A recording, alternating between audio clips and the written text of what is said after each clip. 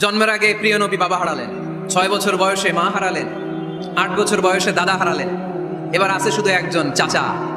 এমন চাচা বাবার চেয়েও বেশি আদর করে বিষ্ণু ইসলামকে লালন পালন করলেন। এই আবু তালেবের ভয়ে আবু জাহেল আমার প্রিয় নবীর গায়ে হাত লাগাতে পারে নাই। তার মানে ভালোবাসায় কোনো ভেজাল, ভেজাল আদর্শে। ভেজাল কিসে? শেষ নিঃশ্বাস ত্যাগ করার আগে আবু তালেব অসুস্থ, আবু জাহেল উতবা সাইবা একদিকে, আমার নবী আরেকদিকে।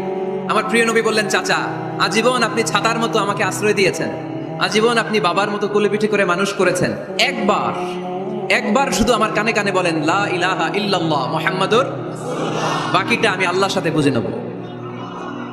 কিন্তু আবু জাহেলও পাশে আছে না নাই? আবু জাহেল কয় না, আবু তালেব খবরদার, আজীবন যে শিরকি ধর্মের উপরে ছিল ওইটার উপরেই থাক, বাপ দাদার ধর্মে চুন কালি মাখিস না।